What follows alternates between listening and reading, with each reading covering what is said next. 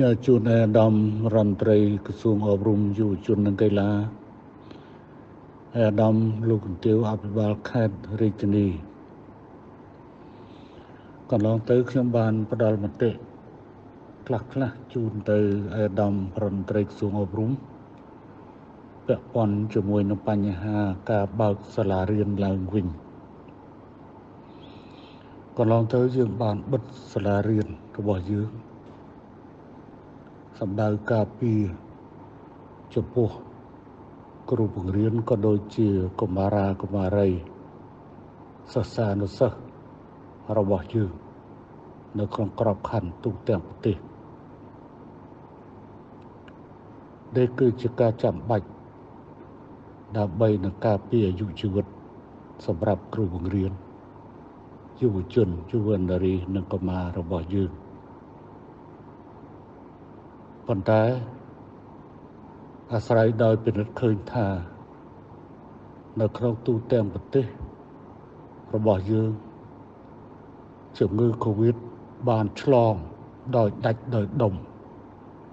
ហើយប្រមូលផ្ដុំនៅតាមទីប្រជុំជនទីក្រុងទីប្រជុំជនភាគច្រើនហើយតំបន់ជនបទគឺហាក់ដូចជាបានកើតឡើងតិចតួចណាស់ហើយខេត្តខ្លះស្ទើរតែពុំមានទៀតផងប៉ុន្តែសាលាទាំងនោះយើងក៏បានបិទផងដែរដូច្នេះខ្ញុំស្នើឲ្យអាដាមហងជួននរិនរដ្ឋមន្ត្រីក្រសួងអប់រំយុវជននិងកីឡាធ្វើការពិភាក្សាជាមួយនឹងបណ្ដាខេត្តរាជធានីដើម្បីកំណត់បើកទីតាំង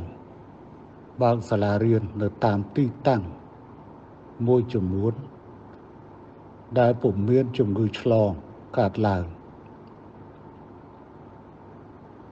យើងកំពុងចាក់វ៉ាក់សាំងសម្រាប់កុមារ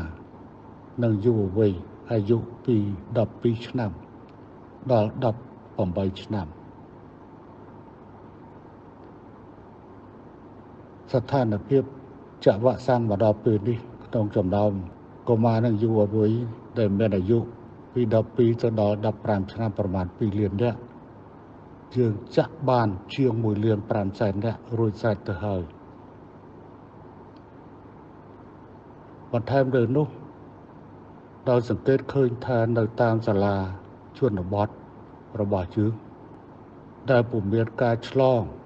យើងមានលទ្ធភាពបើកនៅសាលារៀននោះដោយមិនរងចាំថាទូទាំងប្រទេសត្រូវតែបើកឬក៏ខេត្តមួយត្រូវតែបើកឬស្រុកមួយត្រូវតែបើកទាំងអស់នោះទេយើងគួរជ្រើសរើសនៅតាមភូមិតាមឃុំ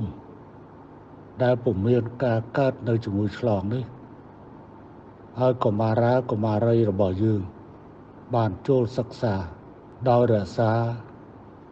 នៅគម្លាតសុវត្ថិភាពរក្សានៅវិធានការសុខាភិបាលចាំបាច់ឌីដើម្បីឲ្យកុមារាកុមារីរបស់យើងបានចូលរៀនយើងកំពុងស្ថិតនៅក្នុងស្ថានភាពដ៏លំបាកប្រសិនបើយើងបន្តបិទតទៅទៀតដោយមិនបានពិនិត្យមិនបានញែករវាងកន្លែងដែលឆ្លងនិងកន្លែងដែលមិនឆ្លងនឹងអាចនាំទៅដល់សិស្សបោះបង់ចោលសាលារៀនឬអាចឈានទៅដល់សិស្សភ្លេចអក្សរជាដើមម្យ៉ាងទៀតទោះបីជាយើងបង្កើតការរៀនពីចម្ងាយតែហៅថារៀនតាមអនឡាញនោះប៉ុន្តែជនបទរបស់យើងកុមារក្រីក្ររបស់យើងពុំមានលទ្ធភាពនិងពុំមានអ៊ីនធឺណិតនៅតាមសាលារៀននោះទេដូច្នេះហើយបានជាខ្ញុំស្នើឲ្យអាដាមរដ្ឋមន្ត្រីក្រសួងអប់រំយុវជននិងកីឡាពិភាក្សាជាមួយអាដាមលោកជំទាវអភិបាលខេត្តរាជធានីធ្វើការពិនិត្យ ដើម្បីនឹងជ្រើសរើសសាលាដែលត្រូវបើកឲ្យរៀនទាំងថ្នាក់បឋមសិក្សានិងមធ្យមសិក្សាកម្រិត1កម្រិត2នៅតាមជនបទតែពុំមានការឆ្លងដោយត្រូវអនុវត្តនៅវិធានការសុខាភិបាលសម្រាប់កន្លែងទីប្រជុំជនដែលមានការឆ្លងឬមានការឆ្លងតិចយើងអាចអនុញ្ញាតពិនិត្យឲ្យមានការរៀនទៅបន្តទៅតាមអនឡាញឬរៀនទៅតាមស្ថានភាព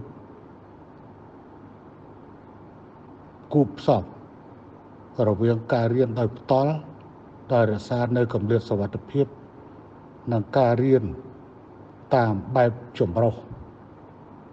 ដែលវិស័យនេះផ្នែកនេះខ្ញុំបកស្រាយទៅលើបញ្ហាបច្ចេកទេសនោះទេដោយសារនៅទីក្រុងនិងទីប្រជុំជនមានលទ្ធភាពច្រើនដែលមានអ៊ីនធឺណិតអាចរៀនសូត្របានយើងអាចគូផ្សំគ្នារវាងកន្លែងដែលឆ្លងតិចហើយនៅពេលដែលកុមារីយុវវ័យរបស់យើងបានចាក់វ៉ាក់សាំងគ្រប់គ្រាន់ហើយនោះយើងអាចឈានទៅដល់ការបើកសាលារៀនរបស់យើងឡើងវិញហើយការបើកនេះតែត្រូវធានានៅសុវត្ថិភាពគម្លាតសុវត្ថិភាពនិងវិធានការសុខាភិបាលដែលយើងត្រូវខិតខំដោះស្រាយបញ្ហានេះហើយកន្លែងដែលមានការឆ្លងច្រើនក៏សូមបន្តការរៀនទៅតាមអនឡាញការរៀនពីចម្ងាយខ្ញុំស្នើឲ្យរកគ្រប់វិធានការដើម្បីឲ្យសិស្សបានរៀនដោយបើកសាលាផ្ទាល់រៀនដោយផ្ទាល់ដោយសម្ដៅឆ្ពោះទៅរកជនបទដែលពុំមានជំងឺឆ្លងនិងការបើកដែលរៀនមានលក្ខណៈចម្រុះនៅតំបន់ដែលមានការឆ្លងតិចហើយមានការចាក់វ៉ាក់សាំងគ្រប់គ្រាន់យើងមានអ្នកចាក់វ៉ាក់សាំងតែតាមស្ថិតិដែលទទួលបានពីខេត្តបណ្ដាខេត្តចំនួនមនុស្សដែលត្រូវចាក់វ៉ាក់សាំងមានរហូតដល់12,661,497 នាក់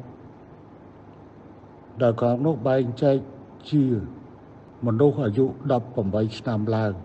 ចំនួន10,630,512 នាក់និងកុមារីនិងយុវវ័យរបស់យើងចំនួន2,29,985 នាក់ដែលជាស្ថិតិខេត្តផ្ដល់ឲ្យឥឡូវកុមាររបស់យើងបានចាក់វ៉ាក់សាំងប្រមាណជាជិត1 លានកន្លះរួចស្រេចទៅហើយគិតត្រឹមថ្ងៃទី29យើងចាក់បាន1,453,021 នាក់ស្មើនឹង71.58%មិនយូរប៉ុន្មានគឺសិស្សរបស់យើងនឹងទទួលបានទាំងដុសទី1និងដុសទី2តែពួកគេអាចមានភាពផ្សាំជាមួយនឹងវ៉ាក់សាំងគ្រូបង្រៀនរបស់យើងក៏ទទួលបាននៅវ៉ាក់សាំងគ្រប់គ្រាន់ទាំងដុសទី2ដុសទី1ដុសទី2ហើយនិងដុសជំរុញទៀតផងខ្ញុំគិតថាសាលារៀននៅជនបទសូម្បីតែបឋមសិក្សាក៏យើងអាចដែលឲ្យក្មេងមិនទាន់ដល់អាយុ12ឆ្នាំក៏អាចចូលរៀនបានដែរព្រោះនៅទីនោះពុំមានការឆ្លងជំងឺទេខ្ញុំសូមស្នើឲ្យមានការគិតគូរតាមរបៀបបត់បែនហើយអនុវត្តតាមការជាក់ស្ដែងនៅតាមខេត្តនីមួយៗកន្លែងណាមានលទ្ធភាពបើកបានគឺបើកកន្លែងណាដែលពុំមានលទ្ធភាពបើកគឺយើងឲ្យរៀនពីចម្ងាយកន្លែងណាមានលទ្ធភាពអាចបើកឲ្យមានការរៀនបែបចម្រុះរវាងការរៀនដោយផ្ទាល់និងការរៀនពីចម្ងាយក៏សូមពិនិត្យបើមិនដូច្នោះទេ យើងនឹងស្ថិតនៅក្នុងស្ថានភាពមួយបាត់បង់ឱកាសសម្រាប់កុមារយុវវ័យនិងយុវជនរបស់យើងភាពសម្បាននឹងកំពុងកើតនៅរាជធានីភ្នំពេញនិងខេត្តកណ្ដាលរាជធានីភ្នំពេញការឆ្លងមានចំនួនធ្លាក់ចុះហើយអ្នកដែលបានឆ្លងក៏មិននាំទៅដល់ជំងឺធ្ងន់ធ្ងរនោះទេអត្រាស្លាប់ក៏មានការថយចុះដូច្នេះចំណុចនេះគឺជាចំណុចវិជ្ជមានមួយសម្រាប់ការបើកឡើងវិញនៅសង្គមសេដ្ឋកិច្ចនៅទូទាំងប្រទេសហើយក្នុងនោះក៏មានវិស័យអប់រំរបស់យើងផងដែរដូច្នេះហើយខ្ញុំសូមឲ្យអាដាមរដ្ឋមន្ត្រីក្រសួងអប់រំយុវជននិងកីឡាដឹកនាំការពិភាក្សាលើបញ្ហានេះឲ្យបានហ្មត់ចត់ដើម្បីឈានទៅបើកសាលារៀនឡើងវិញហើយបំផុតបើកសាលារៀននៅតំបន់ដែលពុំមានជំងឺឆ្លងជាពិសេសគឺនៅជនបទដើម្បីជៀសវាងនៅកុមារជនបទរបស់យើងคล้ายទៅជាជនរងគ្រោះពីជំងឺ COVID ក្នុងពេលដែលជនបទពុំមាន COVID ដូចនៅទីក្រុងទីប្រជុំជននោះទេយើងត្រូវអនុវត្តដោយភាពឆ្លៀសវៃនិងបត់បែនទន់ភ្លន់និងគ្រប់គ្រងសភាពការឲ្យបានដើម្បីយើងពន្លឿនទៅដល់ការអភិវឌ្ឍប្រទេសជាតិជាពិសេសជំរុញការបណ្ដុះបណ្ដាលធនធានមនុស្សបើមិនដូច្នោះទេកុមាររបស់យើងនឹងបោះបង់ចោលសាលារៀនហើយក៏អាចឈានទៅដល់ការភ្លេចអក្សរក្នុងពេលដែលពួកគេមិនបានរៀនរាប់ទាំងការរៀនពីចម្ងាយផងដែរដោយសារតែស្ថានភាពជនបទពុំមានអ៊ីនធឺណិតនិងពុំមានលទ្ធភាពគ្រប់គ្រាន់ដើម្បីនឹងទទួលបាននៅការរៀនតាមអនឡាញនោះទេសូមឲ្យអាដាមលោកជំទាវធ្វើការពិនិត្យដោះស្រាយបញ្ហានេះហើយលើកជាសំណើដើម្បីស្នើសុំយោបល់សម្រាប់ជាផ្លូវការតាមក្រោយមកដល់រូបខ្ញុំសូមអរគុណ You're watching EAC News. Thank you for joining us. Prime Minister Hun Sen has urged the Minister of Education to start reopening schools as soon as possible. He wants to start with schools in areas with low rates of COVID-19 infection. The Prime Minister delivered a speech on Tuesday morning, pointing out that most rural areas across the kingdom have very few cases of the coronavirus. He says the Ministry of Education should start reopening their schools to avoid student dropouts, which he says could lead to a more serious situation in the country. The Prime Minister has stressed, though, that any decisions to reopen schools will be left to the Education Minister and provincial governors. EAC News reporter Reo Soko has our top story. Prime Minister Hun Sen has suggested that Minister of Education Hang Chun-narong reopen schools wherever it is safe to do so. He has emphasized that with the duration of school closures nationwide, it could be a more serious problem for the country when students are not learning at all. The Prime Minister says students in rural areas do not have access to the internet for online learning. In most rural areas, teachers are providing workbooks or home assignments, often with only part-time parental supervision. The Prime Minister says this leaves him feeling fearful for the future of the kingdom's children. He says they might even forget the alphabet if their schools remain closed for much longer. He's now urging the Minister of Education and governors to have a serious look at when schools can reopen safely. I think rural schools, even at the primary level for children under 12, can go back to school because there are no infections. I suggest flexible thinking and practical implementation of the preventative measures in each province when it comes to reopening schools. Where it is possible to open a school, then let it reopen, while for places where it is not possible, then students should learn remotely or online. Where possible, let there be a mix of face-to-face learning and distance learning, otherwise our young children will be in a dangerous position. The majority of the population of Phnom Penh and Kandal are already protected against COVID-19. Infections in Phnom Penh are declining, and those who become infected do not develop serious illness. Mortality has also decreased. So this is a positive point for the reopening of the socio-economic sector across the country, including the field of education. ភាពសម្បាននឹងកំពុងកើត As of Monday, over 1.5 million children between the ages of 12 and 17 have already received at least their first dose of Sinovac. More than 300,000 have been fully vaccinated. The Prime Minister says booster shots will also be given to children to give them even more protection against the virus. An additional 2 million doses of Sinovac arrived in the kingdom from China on Tuesday morning. Reyes Soko, EAC News. You're watching EAC News. Thank you for joining us. Teachers and lecturers have welcomed the Prime Minister's announcement. Both public and private school teachers and university lecturers have been working from home for well over 6 months and say they're desperate to get back to in-person learning. EAC News reporter Johnny McCune has that story. Schools and universities shut their doors in March to stem the spread of the virus. Although universally deemed a good idea, it has led parents to having to homeschool, meaning one parent may have had to actually forfeit a much-needed source of income. Meanwhile, teachers have become keyboard warriors, tirelessly working from home as they teach online. But there's light at the end of the tunnel. The National Paediatric Hospital is administering booster shots to public teachers who have welcomed the Prime Minister's speech on Tuesday. For me, I think it's good because we all want the students to attend school physically so that they can meet other students, exchange ideas and learn.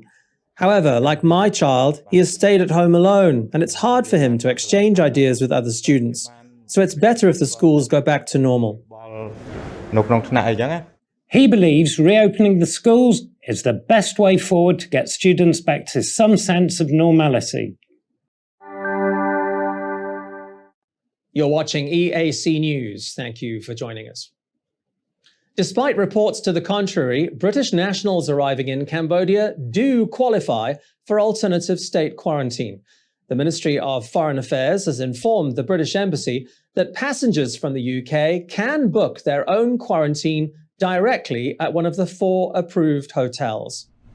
In an official note to the British Embassy, the Interministerial Committee to Combat COVID-19 has clarified that British nationals do not need to stay at the OK Boutique Hotel on Street 174 in Phnom Penh, but can book their quarantine directly at one of the capital's 4 ASQ hotels. Those are Sofitel, Soka Hotel, Courtyard by Marriott Phnom Penh, and Raffles Hotel Le Royal. There was some confusion when the ASQ pilot project first launched, with British nationals apparently being told they could not book their 14-day quarantine stays directly and had to stay at the OK Boutique Hotel. Alternative state quarantine was launched last month and allows incoming passengers to pre-book their 14-day stays. Those passengers with no prior bookings are being sent to quarantine hotels at random on arrival at Phnom Penh International.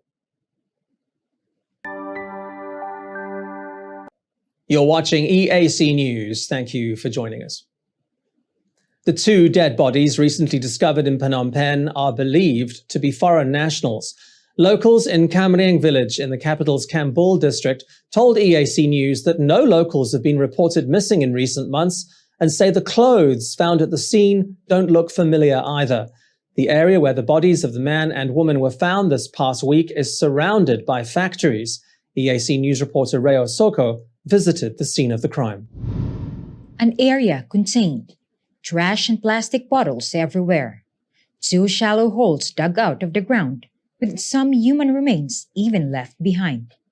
This is how the crime scene looks after a police forensic investigation. The male victim, believed to be between 45 and 60 years old, had gunshot wounds. The female victim, estimated to be around 35 to 40 years old, had a fractured skull. Kambol District Deputy Police Chief Chim Savot says they are treating it as a homicide that appears to have happened about 6 months ago. EAC News spoke to the village chief, Sue Soren says no one has been reported missing in the area or even nearby. I think these people buried were not from our village because no one has lost a family member. From the clothes that they were wearing, they don't look like they're from here. They must be from a very far place. This is the first time it's happened in my village. It never happened before. Local warehouse owner Haim Suvan says there has been a lot of foot traffic here in recent months, with the area popular for dope smokers. Many people, but all of them are farmer. Yeah, many people, but not the business and just a farmer come and across to do the farm, like many farm here. Kamriing village resident Mias Rorn says she's scared about what's happened with her home being just along the main road. She says she's seen people in cars going to the place where the bodies were found. I have been living here for 3 years and never been scared until this happened. Now we, my family members, are so afraid at night that we don't even have the courage to go out to the toilet. We also go to sleep early now, before the dead bodies were found. We normally go to bed at around 8 to 9 in the evening, but now we all go to sleep at 7. With the crime scene investigation complete, police are now hunting for those responsible. The bodies were buried on the side of a small road, around 200 meters away from the main road. As you can see here, the area has already been cordoned off by the investigating team. But 3 big questions will need answering. Who were these people? What exactly led to their deaths? And why were they just murdered? Rhea Soko, EAC News, Phnom Penh.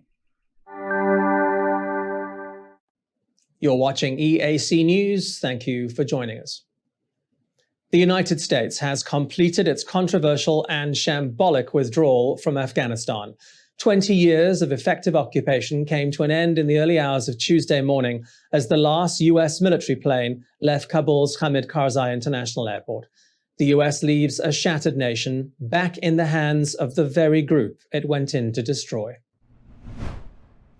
Major General Chris Donahue, commander of the 82nd Airborne Division, photographed as he stepped aboard a C-17 transport plane. He was the last US service member to leave Afghanistan. The flight ends a hasty and humiliating exit, with Washington and its allies carrying out a massive but chaotic airlift over the past 2 weeks. Tens of thousands of Afghans who helped Western countries and might have qualified for evacuation have been left behind. Across Kabul, gunfire rang out in celebration at news that the US withdrawal had been completed. Soon after the final US military flight left, members of the Taliban walked across the tarmac, telling reporters that everything will be fine. But the airport has been left with no air traffic control and remains vulnerable to rocket attacks by Islamic State. All civilian aircraft are being advised to stay well clear of Afghan airspace, at least for the time being. That advisory puts a big question mark over US Secretary of State Antony Blinken's remarks in Washington that the US would continue working with its international partners to get its remaining civilians and Afghan associates out of the country. We will work to secure their safe passage. This morning, I met with the foreign ministers of all the G7 countries, the United Kingdom, France, Germany, Canada, Italy, Japan, as well as Qatar, Turkey, the European Union, and the Secretary General of NATO. We discussed how we will work together to facilitate safe travel out of Afghanistan, including by reopening Kabul's civilian airport as soon as possible. And we very much appreciate the efforts of Qatar and Turkey in particular to make this happen.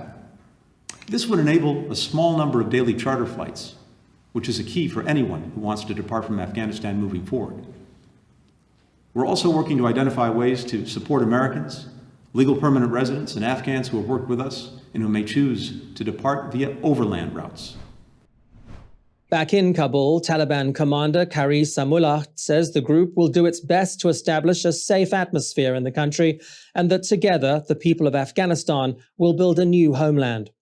On the streets, there is fear, though, with memories still fresh of the Taliban's previous regime, during which music was banned, women were not allowed to work, and girls were barred from education. Public executions were also commonplace. The United Nations says the country is facing a dire humanitarian crisis, cut off from foreign aid amid a drought, mass displacement, and the pandemic. A chaotic occupation may be over, but an extremely uncertain future has begun.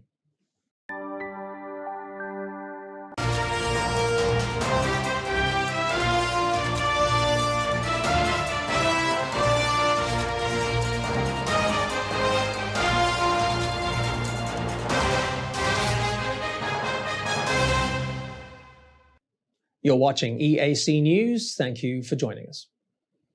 And now for a look at some other news making headlines around the world this Tuesday, the 31st of August. More than 1 million people across Louisiana and Mississippi could be in the dark for weeks as officials take stock of the damage from Hurricane Ida. Widespread power outages reached as far north as over 250 kilometers from where the hurricane made landfall. Ida hit Louisiana on Sunday as a Category 4 storm, packing winds of 240 kilometers an hour. It was the 5th strongest to ever hit the U.S. mainland, exactly 16 years after Hurricane Katrina. At least 4 people have been killed. New Orleans Mayor LaToya Cantrell expects that number to grow as over 5,000 National Guard members launch a search and rescue operation. The good news for the city is that its flood defenses, strengthened in Katrina's aftermath, have done their job. Governor John Bell Edwards says the levees have performed magnificently, but the damage is still catastrophic. An equally bad time being experienced by Mexico, with dramatic footage capturing the intensity of Hurricane Nora. Locals told Reuters the house had already been evacuated before it collapsed. Nora has now weakened to a tropical storm and has claimed the life of at least 1 person. In other parts of the region, towns have been flooded, trees have been uprooted, and power lines are down. Nora is expected to continue weakening as it moves north-northwest over the next few days. And a major step forward for the health of the planet. Leaded petrol has been eliminated after the world's last remaining stocks were used up last month. The UN's Environment Programme has been working for the past 19 years to end the use of the poisonous substance that poses major health and environment risks. Algeria was the last country on Earth to be using it and exhausted its final stocks in July. The UN says leaded petrol has been contaminating air, soil, and drinking water. It's been linked to heart disease, stroke, and cancer. Some studies even show it harms brain development, especially in children. UN Secretary-General Antonio Guterres called its eradication an international success story. Ending the use of leaded petrol will prevent more than 1 million premature deaths each year from heart disease, strokes, and cancer. And it will protect children whose IQs are damaged by exposure to lead.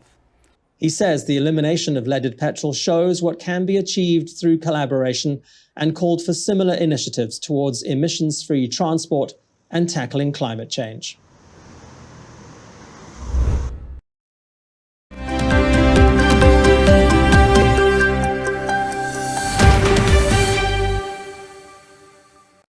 You're watching EAC News. Thanks for joining us. Cristiano Ronaldo spent Monday training with Portugal ahead of their World Cup qualifier against Ireland on Wednesday. The training session came a day after Ronaldo reportedly completed a medical in Lisbon ahead of his return to Manchester United. Juventus and Man United have yet to actually confirm the deal, but reports say Ronaldo has agreed to personal terms for a 2-year contract with the Premier League giants.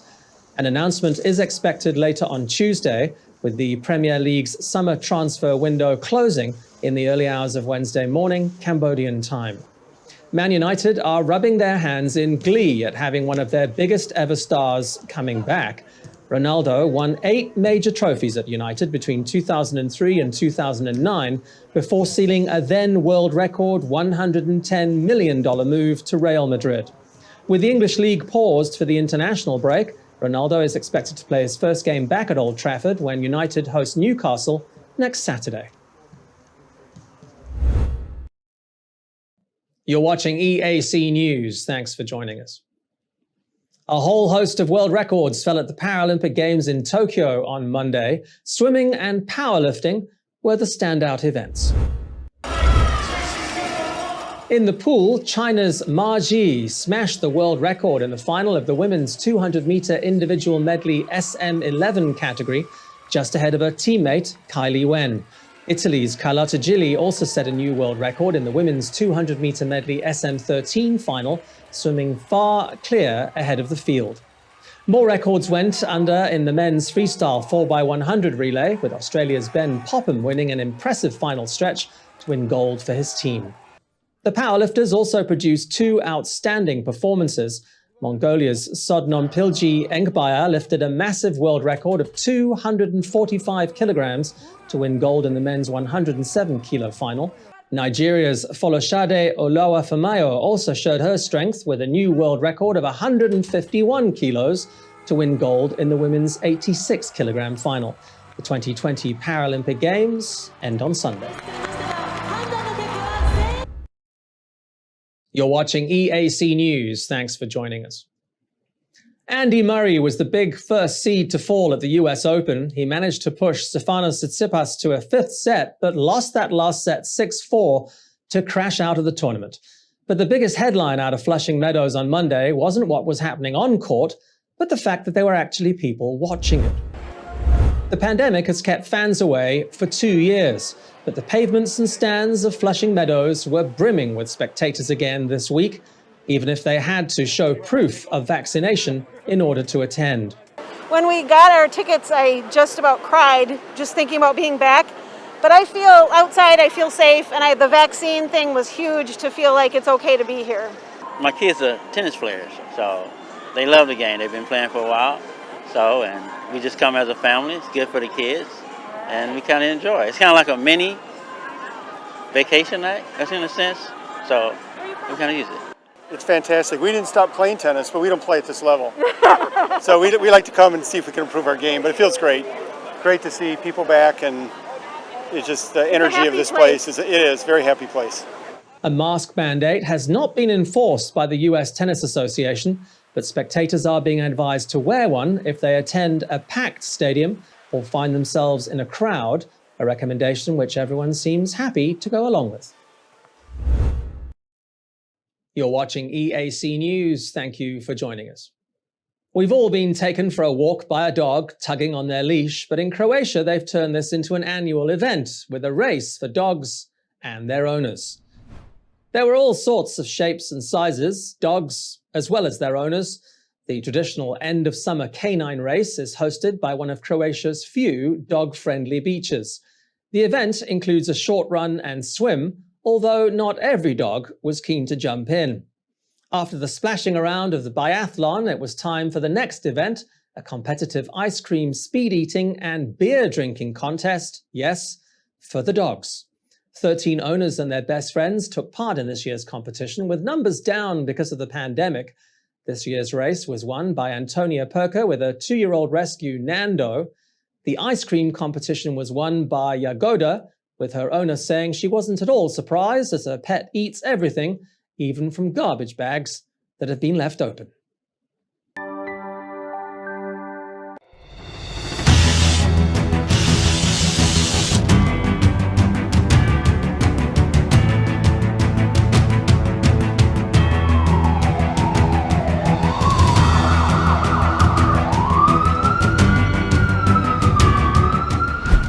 EAC News fully supports the Royal Government of Cambodia's preventative and administrative measures against COVID-19. But we need you to play your part in helping bring the 20 February community transmission event to an end. Wash your hands regularly, sanitize wherever possible. Keep an eye on your body temperature. Use the Stop COVID QR code and maintain a safe social distance. But above all, please, please, please, wear a mask. Only together can we beat COVID-19.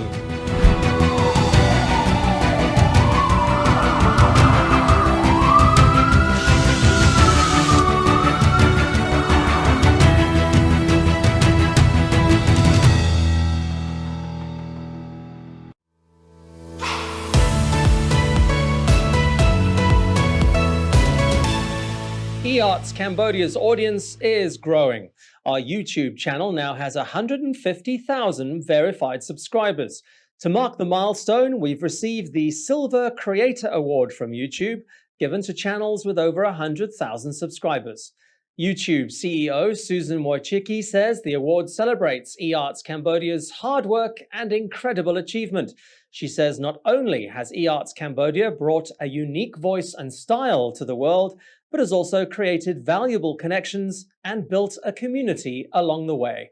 The next milestone we're going for is 1 million subscribers, and we'd really like that Gold Creator Award. So if you're not already a subscriber, head to www.youtube.com/eArts Cambodia. Subscribers get all the latest breaking news and updates from Cambodia in English. We'll see you there.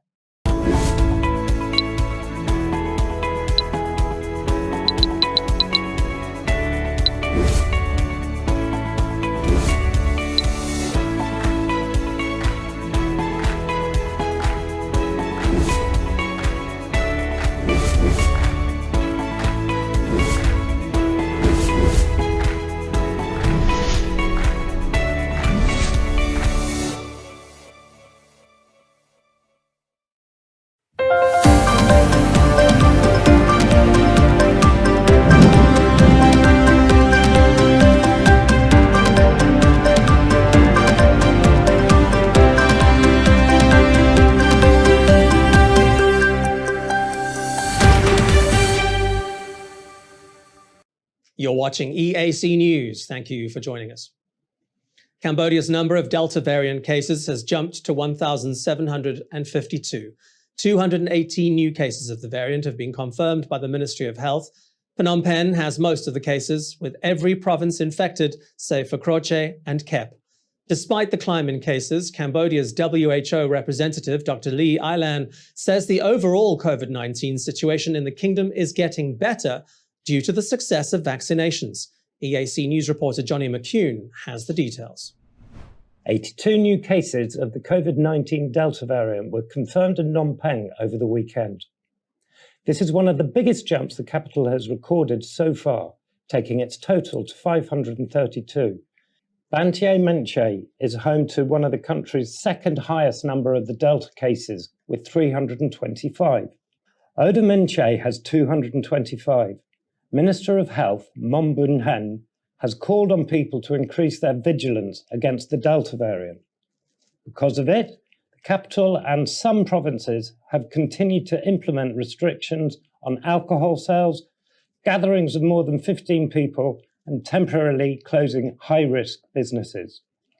But as the Delta variant continues to spread, WHO representative to Cambodia, Dr. Lee Ailan, has observed a decline in the overall number of the COVID-19 cases within the country. She says the combined efforts of implemented public health and social measures, together with the success of the government's vaccination program, have contributed to the improvement of the COVID-19 situation in the kingdom. She does stress, however, that the Delta variant is a threat, as it is at least twice as transmissible as the original virus. Johnny McCune, EAC News. You're watching EAC News. Thank you for joining us. Booster shots for public school teachers are underway. The Ministry of Education, Youth and Sport started the rollout on Monday morning as it prepares for the reopening of secondary schools, possibly as early as October. Cambodia's vaccination rate has already crossed 81% of the targeted 10 million adult population who have been fully inoculated. EAC News reporter Reo Soko has the details. Public school teachers in Phnom Penh gather at the National Pediatric Hospital for the third booster shots of COVID-19 vaccine. They are being administered AstraZeneca shot, with them having been fully vaccinated with either Sinopharm or Sinovac. The Ministry of Education, Youth and Sports has organized a whole week for vaccinating its personnel in the capital. The ministry is working towards a school reopening in the last quarter of the year. Part of that plan involves the vaccination of children aged between 12 and 17.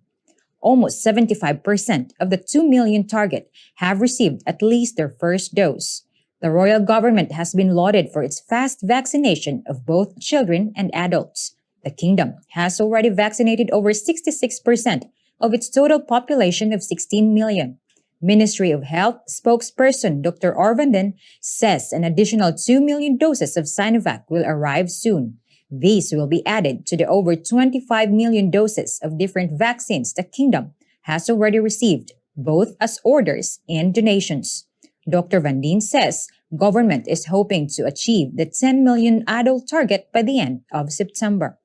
Rhea Soko, EAC News. You're watching EAC News. Thank you for joining us.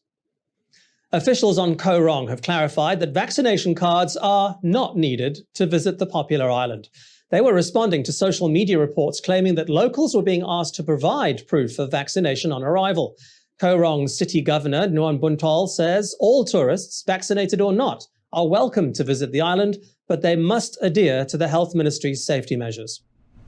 The governor says, following the nationwide vaccination campaign, he has seen an increase in the number of tourists visiting Koh Rong, both local and foreign. He says there have been a few incidences of ferry companies not allowing unvaccinated individuals to board, but says Koh Rong authorities will be holding a meeting with tourist boat associations to discuss future vaccination requirements. But for now, proof of vaccination is not required. Governor Nuan Buntol says increasing numbers of tourists can easily help the local economy bounce back, and he's happy to welcome everyone as long as they follow health measures against the spread of COVID-19. Tourists are being reminded to always wear a mask, maintain social distancing and proper hygiene while enjoying themselves on the island. You're watching EAC News. Thank you for joining us. Police believe the two decomposing bodies found by a local resident in a remote area of Phnom Penh on Friday were murdered